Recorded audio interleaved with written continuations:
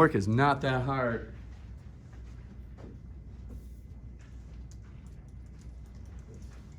The only difference this week compared to like week 4 is right here. The standard error of the mean. Standard error of the mean is because we're working with the mean right now, but next week it's standard error of the proportion. This is preparing you for what's coming next week. It'll be the first time you saw normal probability questions that don't have a standard deviation. Remember the rule up to this point was, you read a question with standard deviation, you know it's normal distribution. NORM.dist. But next week will be the first time you're going to see normal distribution for proportions that do not have a standard deviation. So I just wanted to prepare you for that. That's what's coming. This week though, I got 1, 2, 3, 4, 5, 6, about 6 or 7 or 8 different examples I'm going to go over to prepare you for homework. I want to talk about the math on this. On the homework, let's look at it.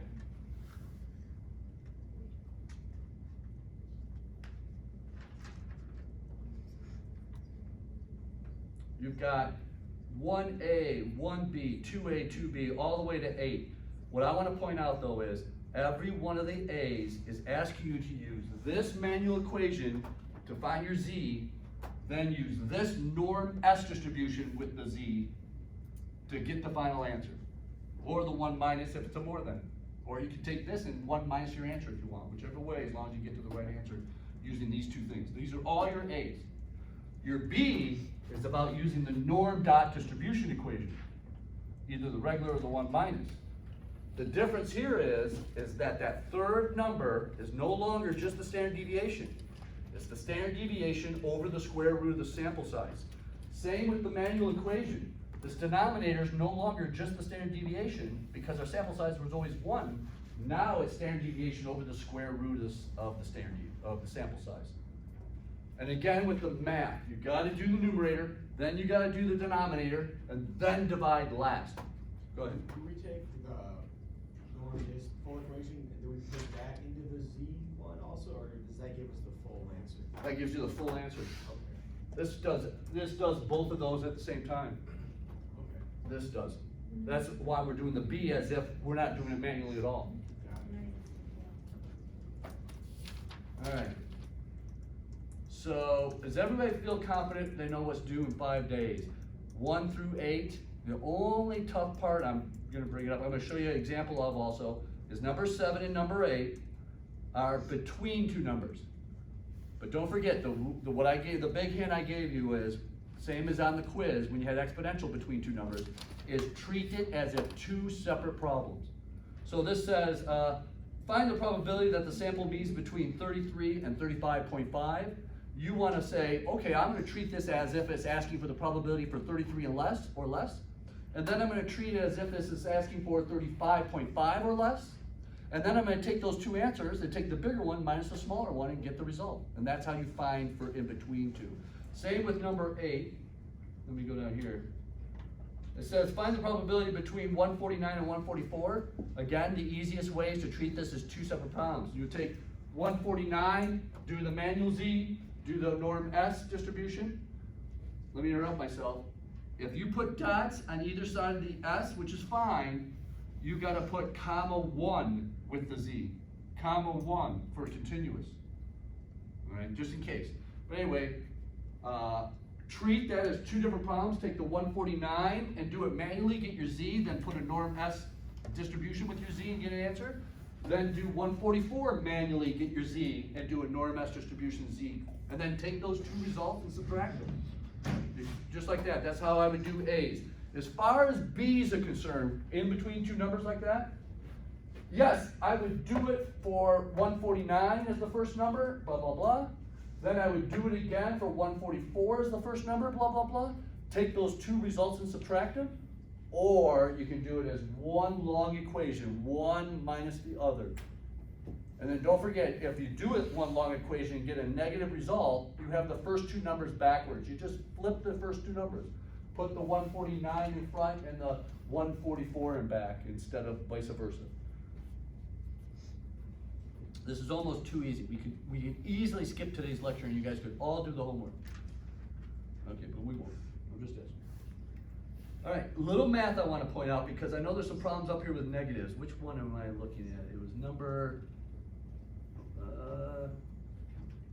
hang on, 4? No, 5? I thought one of these had there we go, 3. All right, this one says, hey, a random sample of 49 is taken from a population mean of negative 62 with standard deviation of 14.7. Show detailed work, z-score, norm S, the result to find the sample mean would be greater than negative 65. Here's the algebra I want to remind you. I just want to take a negative number minus a negative number to remind you of the algebra here. I just said, okay, let's take negative 100 minus negative 90, because that's how you would set up. If 90 were the mean, and the question's about 100 or less, this is the numerator up here. They're both negative numbers. Let me repeat that. If the mean were negative 90, and the question's about negative 100, that's how the numerator would be set up. But these two negatives cancel each other out, making positive. So this turns into negative 100 plus 90, which equals negative 10. Right? Negative 10? I think so. Okay, thanks. All right, so that'd be the numerator. So now you know on number 3, what is the mean? Negative 62, right? What's the question about? Negative 65. So you're gonna have a numerator that looks like taking those two negative numbers and subtracting them, whichever order you think is right, blah, blah, blah. So you should be prepared to do everything that you see on this homework assignment, all 8 of them, at this point in time, but I'm gonna show you some examples, so. All right. Where am I gonna start the examples at? And then we gotta do this correction factor thing. I forgot to put that up there. Oh, get the name of it. Something correction factor. Finite population. Finite population correction factor.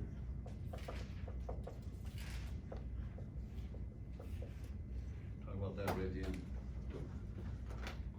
All right, so the first problem I'm going to is going to be from our book. I'm going to page 247. Let's see. How do I switch to this? I think it's right at the top. Now let's see how much I can zoom in here.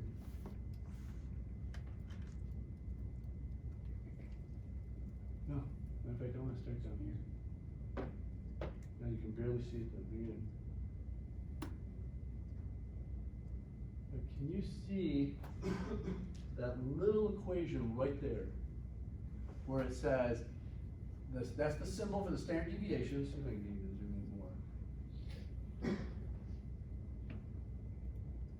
Right there, that's the symbol for the standard deviation over the square root of n. This is called the standard error of the mean. This is the denominator of the equation to find z. There's where it's being introduced to you on page 247. Now these questions, these first couple questions is only asking about the standard error. That's all it's asking about. We're gonna go to B and C. We're gonna zoom out. Says the chefs at a local pizza chain in California strive to maintain the suggested size of the pizza to be 16 inches. There's your mean. They're trying to make sure the pizza's at 16 inches. Page 247 at the top of the page. Despite their best efforts, they're unable to make every pizza exactly 16 inches in diameter. The managers have determined that the size of the pizza is normally distributed with a mean of 16 inches and a standard deviation of 0.8. So let me make sure. 0.8. 0.8 is the standard deviation right there. So now it says we're going to B. What's the expected value? Again, expected value means mean. What is the mean? What size is this pizza supposed to be? 16 inches. What is the expected value and the standard error of the sample mean derived from a random sample of 4 pizzas? All they're saying is take the standard deviation divided by the square root of 4. That's all that's being asked there. Let's look at C. Compare the, wait. Yeah, let's do A. Let's do A, ready? What is the expected value, again, 16 inches, and the standard error of the mean derived from a random sample of 2 pizzas? This would be 0.8 over the square root of 2. There's the standard error on that one. So here's the answers for both of them right there. Whoops. Let me see if I can get this pointer to work. Oh, right here. Right there.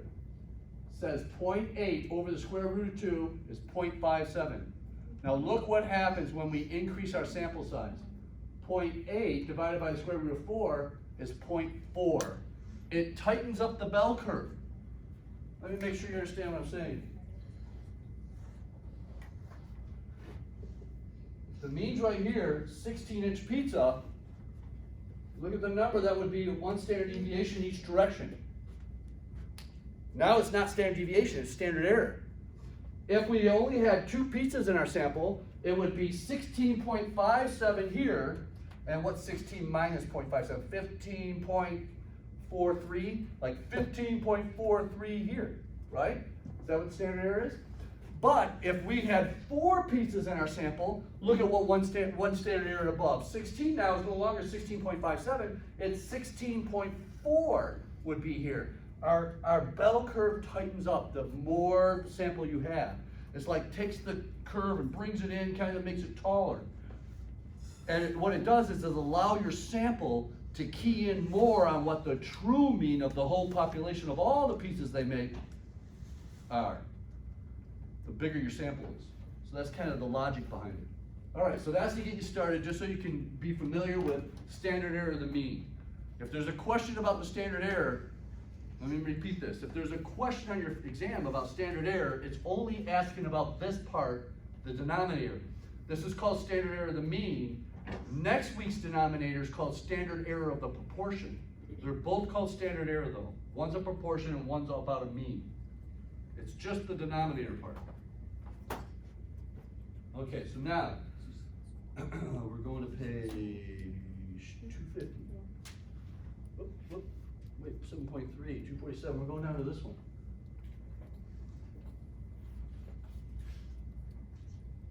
Okay, we're using the question from the previous problem. I can't get this up any higher, just zoom out a little.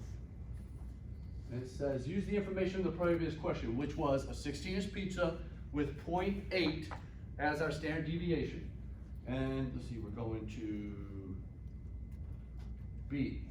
B says, what's the probability that 2 randomly selected pizzas average less than 15.5 inches? Help me set it up. Let me, matter of fact, how many pizzas? 2? So here's our denominator right here. Boom, boom, get rid of that. There's our denominator. What's the numerator look like? What's the first number in the numerator on the left? What's the question about? 15.5. Minus, what's the mean diameter of pizzas? 16. 16, very good. There it is. That's how you'd set that up. I'll read it again. Using the information from the previous problem, which was the standard deviation was 0.8 and the mean was 16 inches. Using that information, what's the probability that 2 randomly selected pizzas average less than 15.5 inches? There it is. 15.5 inches. Now, would I use the top norm S distribution or the bottom norm S distribution once I found Z from that calculation? Let me read the question again. What's the probability that 2 randomly selected pizzas average less than 15.5 inches? Top one, bottom one? Top one, because it's 15.5 or less than 15.5. With continuous data like normal, less than 15.5 and 15.5 and less mean the exact same thing. There's no difference. Now, if this were discrete data, 15 and 14 had completely different. 14, less than 14 or less than 15, and 15 or less are 2 different statements. But this is continuous data, so they mean the same. Let's go to the B. Let's go to C, I mean, if I can get this to move up a little. What? Come on, stay. Stay. Can't get it to stay. Hang on. There we go. What's the probability that 4 randomly selected pizzas average less than 15.5 inches? What do I gotta do to this manual problem? Where's my eraser? What do I gotta do to this manual problem to now fit the new question? Says, what's the probability that 4 randomly selected pieces are less than 15.5 inches? What do I gotta change here? No, simple. That's right, the square root of 2 is no longer 2, that's right, it is 4. That's the only thing that changes. Now I calculate that out, I get my Z, am I plugging it into the top one or the bottom one? Top one, because it says 15, less than 15.5 inches. That's the same as 15.5 inches or less. So that's why we're doing the top one. All right, now let's take this one and do the full, as if we're doing a B, and do the full normal distribution equation. We're not doing it manually now. We're using Excel to solve it. Tell me, are we using the top one or the bottom one for this C? Top one, because it says 15.5 inches or less than 15.5 inches. So now I'm going to use this one, blah, blah, blah. Here's my parentheses. What's the first number I'm putting in the parentheses? Go ahead, not all at once. 15.5. 15.5. There it is, the number being asked about, comma, what's the mean? 16. 16, comma. Now here's how I'm going to write the standard error. I'm going to write it just like I would write it if I were doing the denominator manually. So I'm going to write it as 0.8 divided by S, Q, R, T, parenthesis, how many? It's asking for 4. 4, okay. 4, parenthesis, comma, a 1 on the end. There it is. That's how you would solve it using Excel. Yes. Would we ever have one that says like more than? Yes. Yeah, let's switch this to more than, just so we can answer that question. Ready? This says now, all we're changing is that it says more than. C says, what's the probability that 4 randomly selected pizzas average more than 15.5 inches? More than 15.5 inches. Watch, this equation manually with a 4 does not change. The only thing is, once we found Z, we're now using the bottom equation instead of the top one, doing it manually. 1 minus norm S distribution Z. There's that one. Now we go over to B. The only difference between what we would change here, because that says more than 15.5 inches, is that we would put the 1 minus in front, and that's the only change we'd have to make. That's it. Everything else is the exact same. This is too easy. Are we almost ready to skip? I wasn't talking because these guys just skip all the time anyway, so. Here we go. What are we doing next? We're gonna go to page 250. Okay, the top of the page. Let me get over here. Let me get to the question. Okay, I don't remember if we talked about the example a while ago. We may have, about the manager of Starbucks, and the manager of Starbucks wanted to do a kind of a research project to gather information to figure out if an advertising campaign would increase the amount of money spent on iced coffee. Does that sound familiar at all? Not at all? Seriously, you guys? We never talked about that? Seriously? Well, we will be talking about it, because I know it's in one of the lectures. So here's the deal. This manager of Starbucks is doing this experiment and said, I want to see if I run this campaign, if it will increase the amount of money being spent at this location on iced coffee. So it says, let's see, consider da-da-da-da. It says, Camilla, man, there's a little, again, I gotta bring this light so I can read this better. Camilla wants to determine if the happy hour promotion has lingering effects on the amount of money customers spend on iced coffee. So there's the experiment. Before the promotion, customers spent an average of $4.18.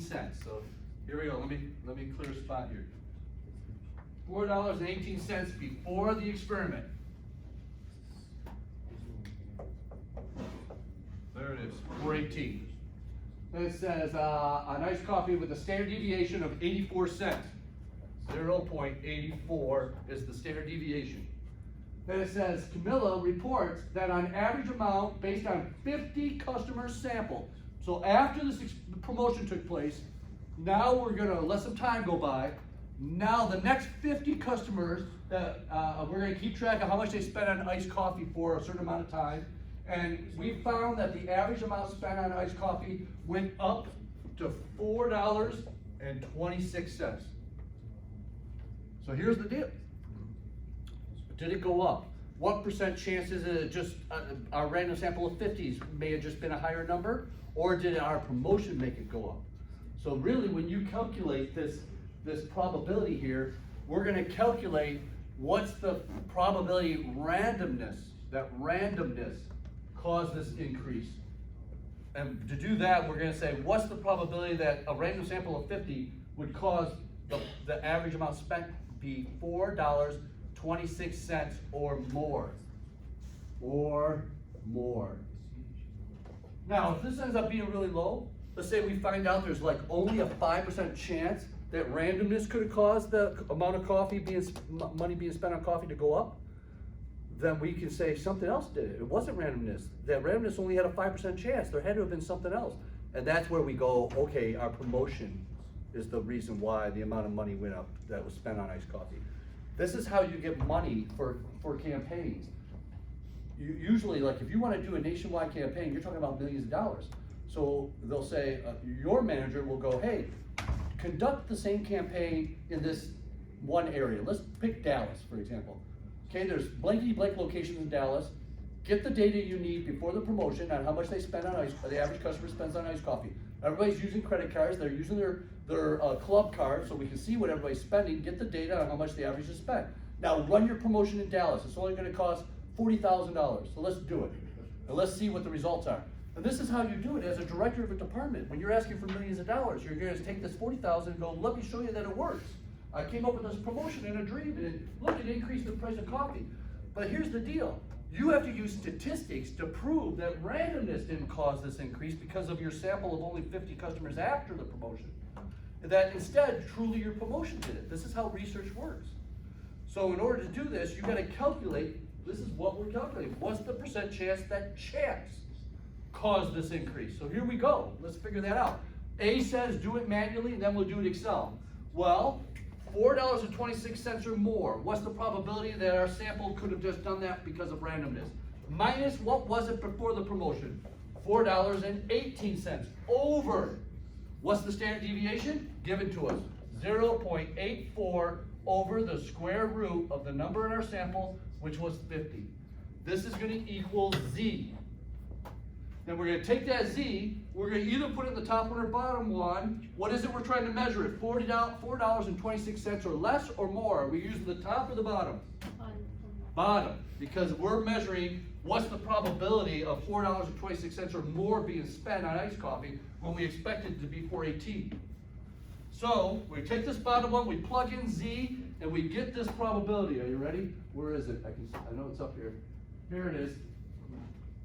426 minus 418 divided by 84 cents over the square root of 50 gives you a Z of 0.6734.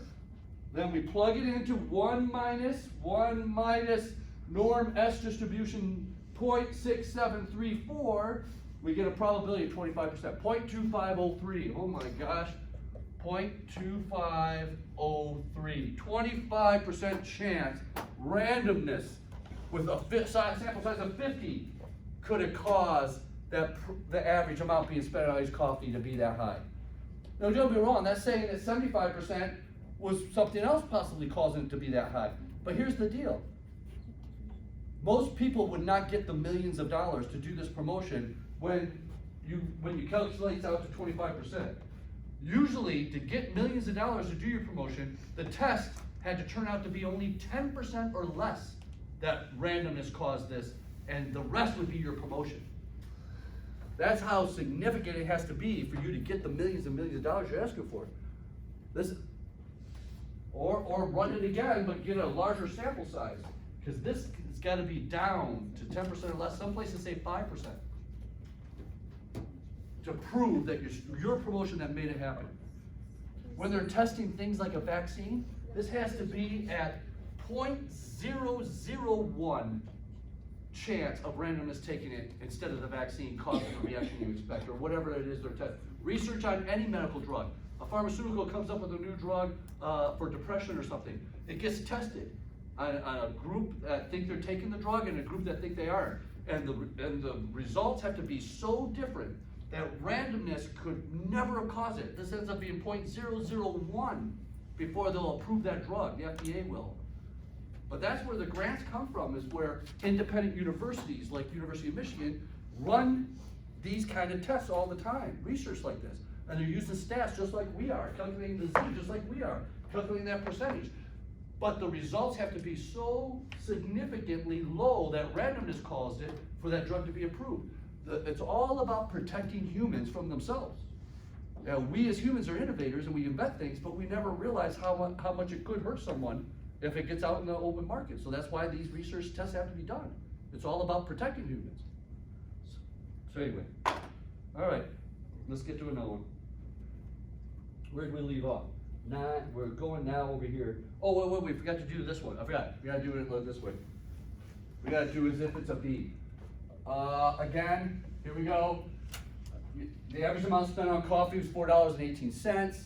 We ran our promotion. After the promotion, it was $4.26.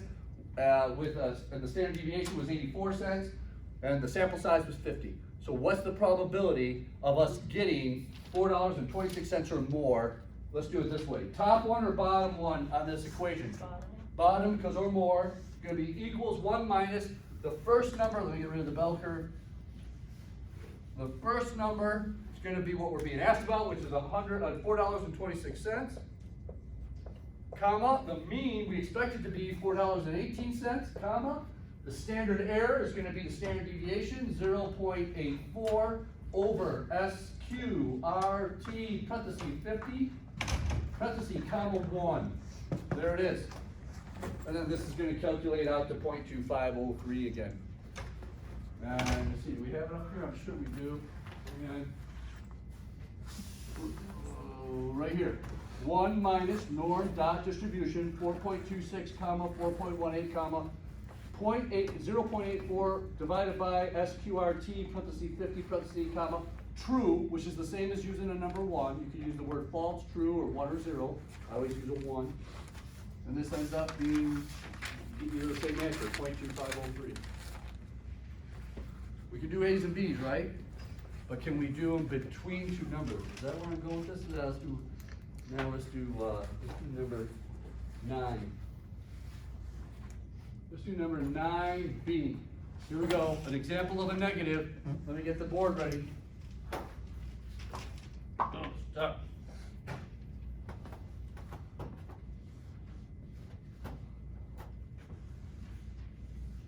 All right.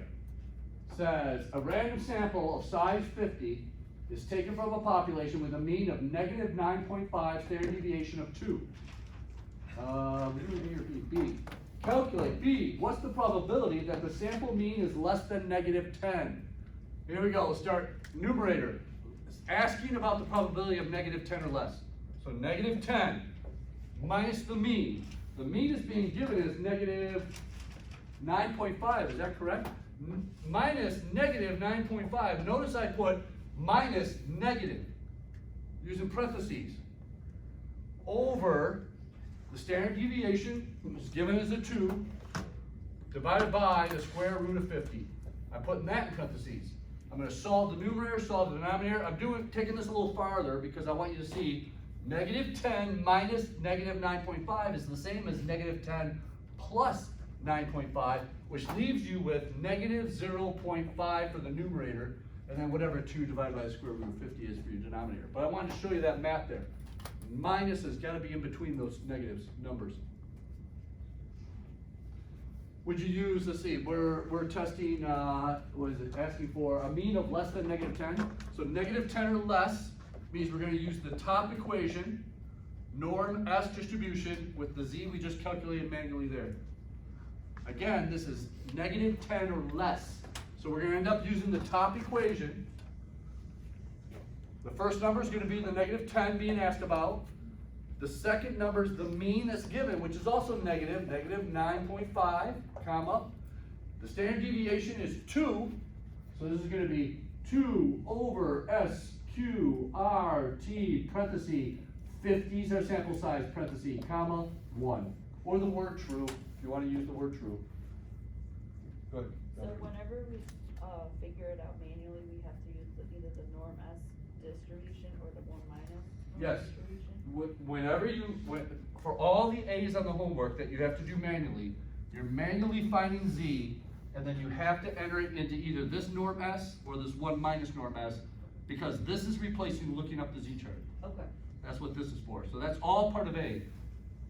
And then B is giving me this equation in the result, the norm dot distribution equation in the result. That's all your B's.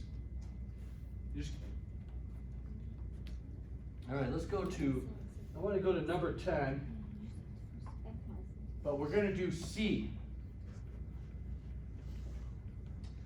We'll talk about A. According to a survey, high school girls average 100 text messages daily. Assume the population standard deviation is 20. Again, let me erase this. All right, I can already get this set up. I know the mean is negative, it's gonna be minus 100. I know the standard deviation is 20 over the square root of some number. We're gonna be asked about some number. So there it is, I got it all set up. All I'm looking for now is what's the sample size and what's the question probability about. So it says standard deviation. Suppose a random sample of 50 high school girls, so there now, I got my sample size, I'm putting a 50 there. 20 divided by the square root of 50. There's my denominator right there. We're doing A? A, what's the probability the sample mean is more than 105? So I'm gonna put 105 here. This is gonna equal Z. Am I using the top or the bottom norm S distribution for this one? The bottom, because it says 105 messages or more. I plug in the Z on this bottom one and get an answer. This is almost too easy, isn't it? Let me go over here now. Bottom or top one, because this says 105 messages or more, we're using the bottom one. We're being asked about 105 messages. There's usually, the mean is 100, is that right? Yeah. 100 comma, standard deviation is 20 divided by SQRT, parenthesis 50. I don't know what's the deal with 50 in all our sample sizes, but does it say 50? It does. And then a 1 on the end. There it is. We're just using the bottom equation because it said 105 or more. We're going to C. We're going to part C. Here it is. This is what's preparing you for number 7 and number 8 on your homework. It says, what's the probability that the sample mean is between 95 and 105? 95, well, here's 105 right here. And you told me we're going to use, but this time we're not using the more. It doesn't say more than 105, between 105 and 95. I'm going to use the less than. Whatever that Z calculates out, I'm going to find the less than answer. And then I'm going to find another Z, if we're doing it manually, 95 minus 100 over 20 divided by the square root of 50 equals our other Z. And I'm putting that into the norm S distribution equation.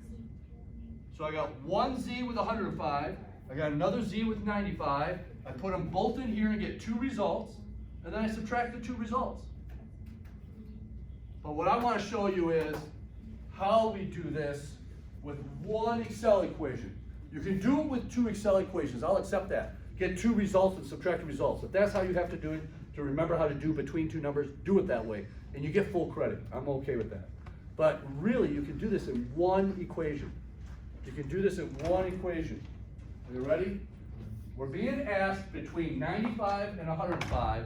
I'm going to put the 105 first, and then put the 95 second. And if I get a negative result, I'll just flip the numbers, the 2 first numbers. But here we go. Equals norm S distribution, parenthesis, what is it, 105? 105 is what we're being asked about, comma, the mean is 100, comma, the standard deviation is 20 divided by SQRT, parenthesis 50, parenthesis, comma, 1, parenthesis. Let me say it again. 105 is the first number, comma. 100 is the mean, comma. 20 over SQRT, parenthesis 50, parenthesis, comma, and then a 1. Now let me keep going. Minus, there's no other equal sign, just a minus. And then you do the same thing. NORM.DIST. Going up here. Parenthesis, this time is the 95 is the first number. Everything else is the same.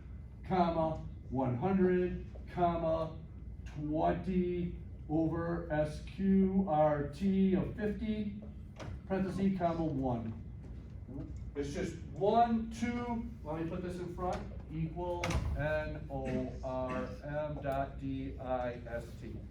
equals norm dot distribution, 105, blah, blah, blah, minus norm dot distribution, 95, blah, blah, blah.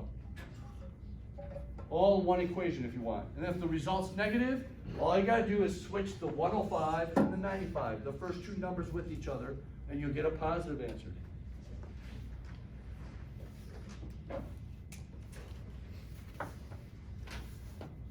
I don't know, I have a couple more examples, but I think it's starting to get redundant. I don't know.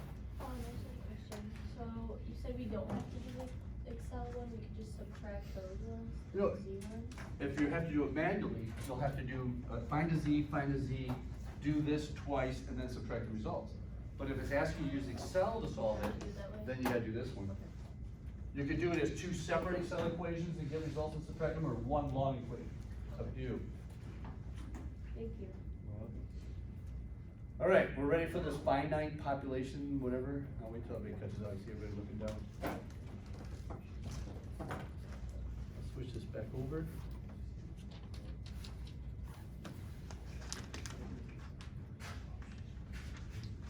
Hey, where's your voice? You know what? I kinda like the book one better. Let me go back to the book. Page 257. Okay, there it is.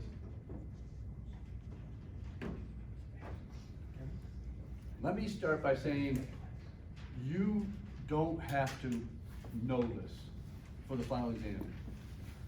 I'm just preparing you for DS 302 is all. All right, I am not gonna trick you where you are supposed to be using this finite population factor. This finite population factor is something you would add to the denominator of this equation right here, next to the standard error of the mean. And it happens to be the square root of the number in the population minus the number in the sample as your numerator, divided by the number in the population minus 1. Then you square root the whole thing. That gets multiplied by the standard error. Let me repeat, you're not gonna need to do this on the final exam or your homework at all. I just wanna point it out to you so you know it exists. What you should ask yourself, the only thing I want you to know about it that you may be quizzed on, is why would you ever use it? Right? Why would you ever use the finite population correction factor in your denominator? And that, here's when you have to use it. It's when your population is kind of smaller and the sample size is bigger than 5% of the size of the population. Now remember, this is only a population that's finite, meaning we're not adding a bunch to it. Matter of fact, the example I gave you Tuesday of a finite population was those 900 applications for admissions. We weren't taking any more. We authorized 900, there's exactly 900 here. We were able to number all 900 when we had to pick out 30.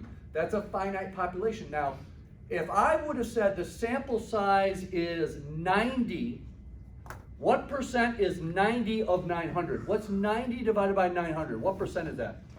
10%. The rule says if your sample size is larger than 5%, you need to use this finite correction factor. If your sample size is larger than 5% of the size of your population, which they won't be in this class, well, I will not trick you on the final and give you, hey, the sample size is this big.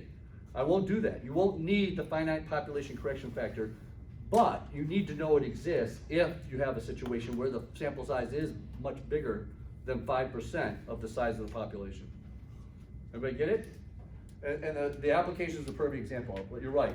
We ended up doing 30, and so what percent was 30 out of 900? Let me get that. Well, if you know 10% is 90, what's 5% of 900? Half of 90, which is 45. We did 30, so we were far less than 5%. So that's why we did not need the finite correction factor. But had we done a sample size of more than 45, 50 or more, we would have to add that in the denominator. So I just wanted to point out to you, you're not going to use it for this class. But 302, if you take someone other than me, you probably are going to need this. You all have me though, right? Everybody signed up for me. Yep. Yeah. Valerie. You got in, really? Yeah, I remember Because the evening class. Oh, the evening. Yeah, there's still 3 seats in the evening class. Or 4, I can't remember. 4? You're getting the whole week's worth in one lecture. It's gonna be 2 hours long instead of 1 hour. But don't get me wrong, we're not staying till 8:45, is that what it's scheduled Yeah, for? it's Yeah, I never scheduled stay till 8:45, so don't expect me to, we're out of there by 8:15 the latest. All right, All right, does anybody have any questions about the correction factors? Who else has got me next semester, and who else has got me in the fall? All of you guys got in? I can't believe it. Ali, you got in too? Look at you guys. Did you get in because you got to register at 8 in the morning? Yup. Is that when it took place? Yes.